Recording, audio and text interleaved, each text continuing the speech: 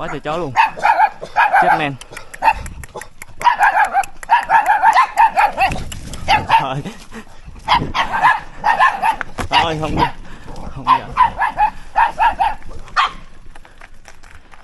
Rồi thua, mình đi vậy rồi. Trong đó 2 con, mấy con nữa. Dí, cho dí 6 con chó luôn.